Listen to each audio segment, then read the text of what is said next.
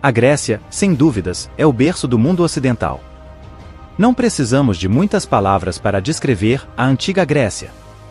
Muitos filmes, jogos e séries retratam como era a vida na Grécia, nos mostrando muitas vezes coisas diferentes do que realmente aconteciam, e no vídeo de hoje falaremos de um tema polêmico, que envolve a homossexualidade na antiga Grécia.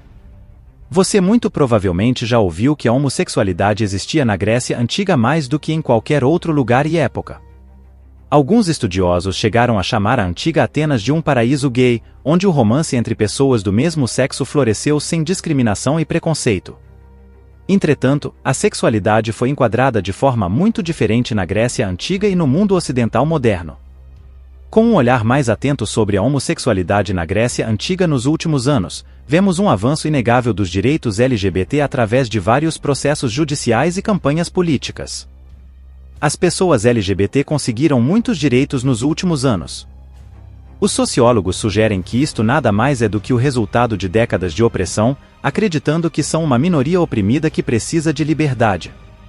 No entanto, não é necessário violar e alterar a história em nome do orgulho gay. Uma situação histórica que muitas vezes surge em nome do orgulho gay é a antiga sociedade grega e várias figuras históricas da Grécia antiga que são falsamente retratadas como gays na cultura pop. A relação entre Aquiles e Patroclo é um exemplo disso. Na Ilíada, Homero descreve uma amizade profunda e amorosa entre os dois homens, mas nunca os classifica explicitamente como amantes.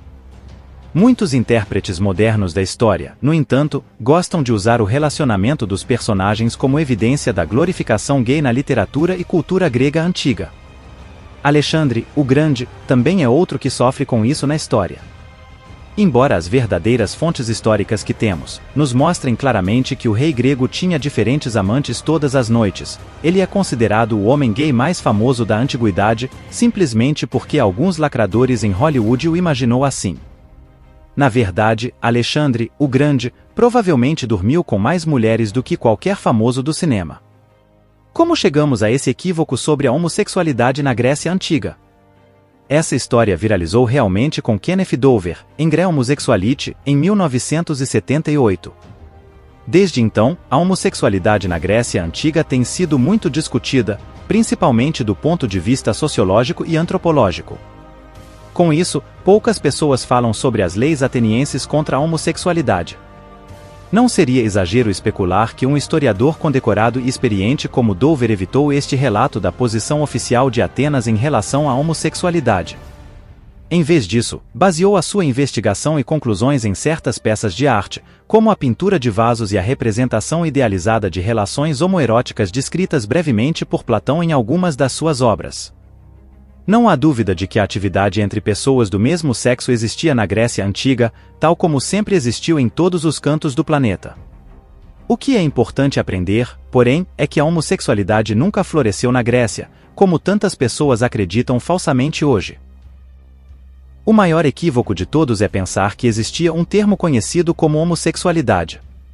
Ao contrário da crença popular, a palavra homossexual é uma invenção moderna. Simplificando, alguns homens gregos não discriminavam quando se tratava de sexo, para eles qualquer atividade sexual era apenas sexualidade. Não homossexualidade ou heterossexualidade. Curiosamente, aqueles que gostavam de receber eram mal vistos dentro da sociedade ateniense, e eram chamados de kinaidoi, que eram os homens que permitiam que outros homens os penetrassem. Esta era uma palavra degradante, sugerindo que a antiga Atenas, a chamada cidade-estado grega de mente aberta da antiguidade, não era nada favorável aos gays. O resto das antigas cidades-estados gregas seriam hoje classificadas como sociedades machistas, com Esparta desaprovando os homens que se envolvessem em atividades homossexuais. Era uma característica geral das sociedades, que ser dominante era nobre, enquanto ser submisso era o oposto. Para um homem coríntio ou espartano, escolher deliberadamente um papel sexual submisso fazia ele ser visto como uma espécie de traidor, alguém que aceitava ser desprezível, pelo prazer sexual, quando poderia ser nobre. Na verdade, os antigos gregos viam a homossexualidade como um padrão vergonhoso por natureza. É por isso que em toda a literatura helênica da Era Antiga não existe uma única descrição de um ato homossexual, ao passo que existem muitos atos heterossexuais são descritos em detalhes, sendo Zeus um dos mais relatados. O que aprendemos com Xenofonte é que Sócrates não era um professor que se aproveitava dos seus alunos mais jovens, como a cultura pop moderna normalmente apresenta. Em vez disso, o lendário filósofo não permitiu qualquer contato físico entre ele e os seus alunos mais jovens. De acordo com seus ensinamentos, qualquer tipo de atividade sexual ou outro contato físico entre professor e aluno era simplesmente inaceitável. O mais famoso aluno de Sócrates, Platão, foi mais um notável grego antigo cujos escritos foram totalmente mal compreendidos e tirados de contexto. Platão escreveu que o único tipo de amor verdadeiro é o amor entre dois homens, e dedicou 2 dos seus diálogos a esse assunto: o banquete e o Fedro. Na realidade, o amor que Platão quis dizer não incluía a homossexualidade ou qualquer tipo de atividade sexual. James Davidson, um professor de História Antiga na Universidade de Warwick, questiona um artigo publicado pelo The Guardian sobre a homossexualidade na Grécia Antiga. Como alguém como Platão, que adorava o amor entre homens, poderia ao mesmo tempo descrever o sexo entre homens como um ato totalmente profano? A resposta para essa pergunta é muito simples. O tipo de amor entre dois homens que Platão descreveu em Banquete concentra-se na beleza da alma acima da do corpo. Como Platão afirma claramente nas suas obras, o amor ou amizade entre dois homens está acima do amor que um homem tem por uma mulher. De acordo com Platão, amar espiritualmente outro homem destaca a beleza absoluta da alma e é o amor altruísta que só pode ser comparado ao amor entre um pai e seu filho. Sendo assim, Platão considerava a verdadeira amizade entre dois homens ainda maior que o amor de um homem e uma mulher, pois o amor entre homem e mulher envolve relações sexuais, enquanto um amor entre dois homens é como o amor de um pai e seu filho. Várias pessoas tentam reescrever a história. Apesar de toda a sua grandeza como poeta e dramaturgo, Oscar Wilde foi uma dessas pessoas. Na sua tentativa de defender o amor entre pessoas do mesmo sexo, Wilde criou uma narrativa alternativa da história em que o amor homossexual floresceu. E ele escolheu a Grécia Antiga como a sociedade ideal para localizar a sua utopia gay. O famoso escritor reescreveu a história da Grécia e ofereceu uma versão alegre da antiguidade clássica, na qual a sua paixão do século XIX se juntou a uma tradição contínua que remontava aos próprios alicerces da civilização europeia. Um homem de tanta influência como Oscar Wilde tinha o poder de manipular várias pessoas, para que acreditassem em suas palavras. Apesar da linguagem ousada e elegante que Wilde usou nas suas campanhas sobre a homossexualidade, todos os historiadores contemporâneos concordam que muito pouco, ou praticamente nada nos seus discursos era verdade. Independentemente disso, as fantasias e histórias imaginativas de Wilde continuaram e têm estado em constante circulação desde sua época. Os cenários de Wilde foram usados repetidamente nos séculos passados, e continuam citando as mesmas personalidades gregas heterossexuais do passado, a fim de defender uma ideia que nunca existiu. Julgando pelas crenças e teorias atuais de muitas pessoas em todo o mundo sobre a Grécia Antiga e a homossexualidade, pode-se afirmar que a tentativa de Wilde de reescrever o passado sexual da Grécia clássica foi bem-sucedida, embora seja completamente falsa. Para entender como as pessoas da Grécia viam a sexualidade, precisamos estudar a história com uma mente aberta e justa. Um historiador deve deixar suas crenças pessoais e preferências sexuais de lado quando fica à frente de pesquisas históricas.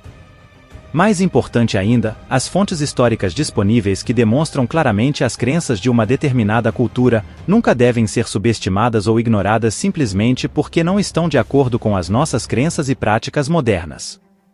Como, por exemplo, o escritor Dover, que escreveu um livro há 40 anos, baseando suas teorias em alguns artefatos de pintura em vasos dentre os milhares que foram encontrados ao longo dos anos. Imagine se daqui a séculos, nossos descendentes julgassem nossa cultura e sociedade pela capa de um álbum de um funk, ou por um DVD pornográfico. Isso não representaria as bilhões de pessoas que estão vivas hoje.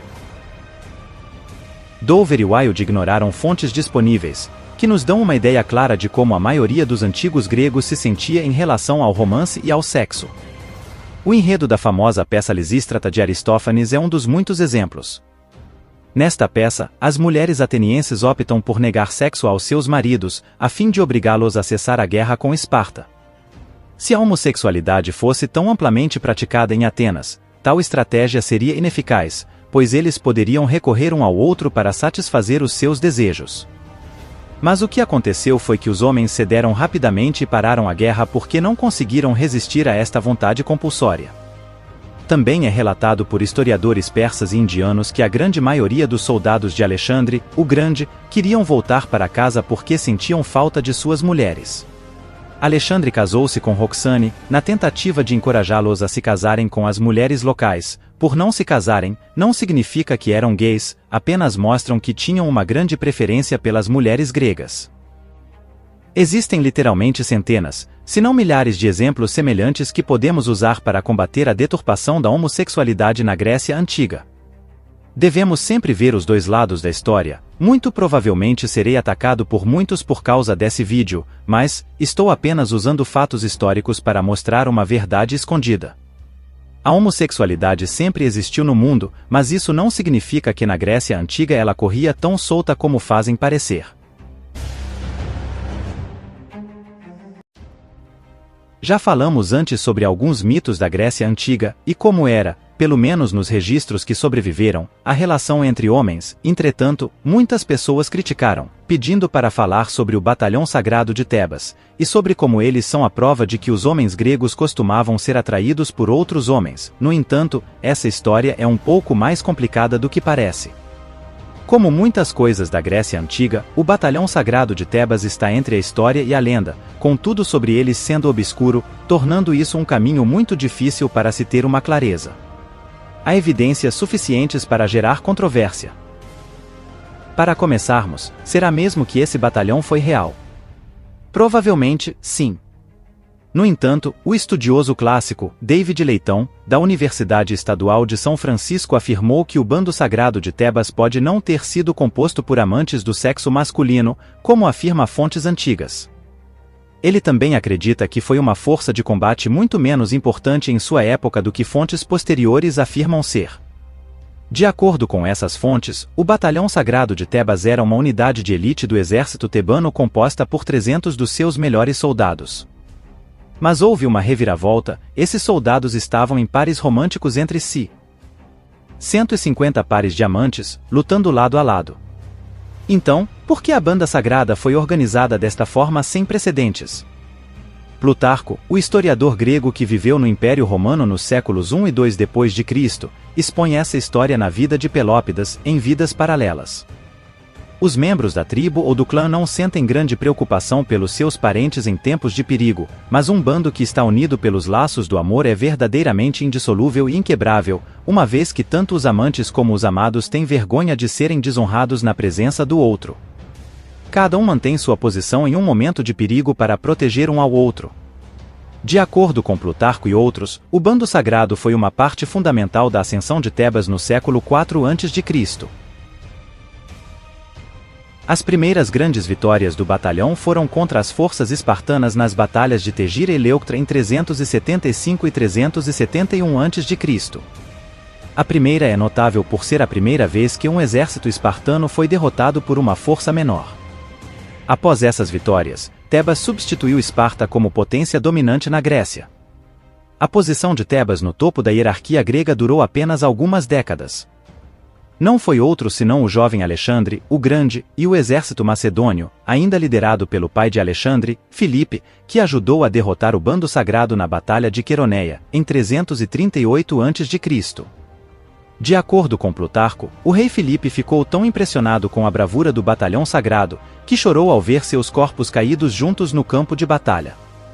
Este foi o fim do batalhão sagrado, e o início do domínio da Macedônia em toda a Grécia. A história do batalhão sagrado é certamente incrível, um pequeno grupo de guerreiros de elite, unidos por seu amante romântico, que derrotaram os poderosos espartanos e se tornaram a força de combate mais intimidante da Grécia naquele momento. Mas será que a lenda é verdadeira? A resposta curta é que ninguém sabe. A maioria dos historiadores antigos aceitam os traços gerais da história, incluindo a parte sobre os soldados do bando serem amantes. Mas não importa tanto quantos historiadores acreditam nisso, mas sim o que as evidências dizem.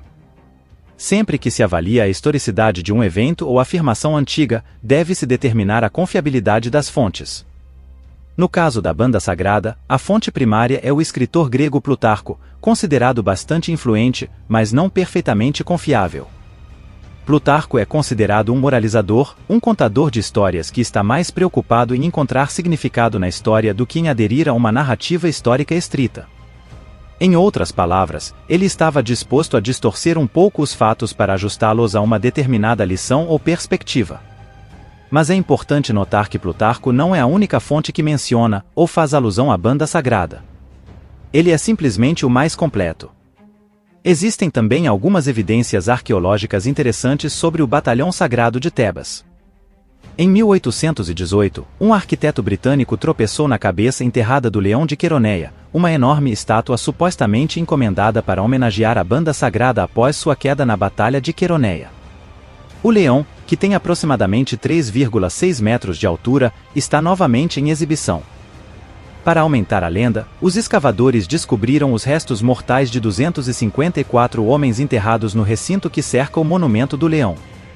Armas antigas, cerâmica, moedas e outros artefatos também foram encontrados nas proximidades, bem como um túmulo que pode ter sido usado para cremar os mortos. Para alguns estudiosos, esta descoberta é uma prova definitiva de que a história da banda sagrada é baseada em acontecimentos reais. No entanto, muitos historiadores contestam a identidade dos esqueletos, teorizando que podem na verdade ser macedônios e não tebanos. Também é importante notar que mesmo que os esqueletos sejam de fato restos do bando sagrado, isso apenas prova que eles existiram e lutaram em Queroneia, não que fossem amantes. Isso realmente deixa a história ainda mais intrigante, pois mesmo que tenham existido, não podemos confirmar, nem negar que eram amantes ou não, e se foi verdade, qual foi sua responsabilidade na ascensão tebana? Será mesmo que era composta por 150 amantes? Tomara que um dia possamos descobrir mais fontes sobre isso. Se alguém já tiver descoberto, deixem nos comentários por favor. Muito obrigado a todos vocês que assistiram até aqui, espero que tenham gostado. Se gostou, deixe seu like e compartilhe com o máximo de pessoas que puder, e não esqueça de nos seguir no Instagram. Conto com vocês, fiquem com Deus e até o próximo vídeo.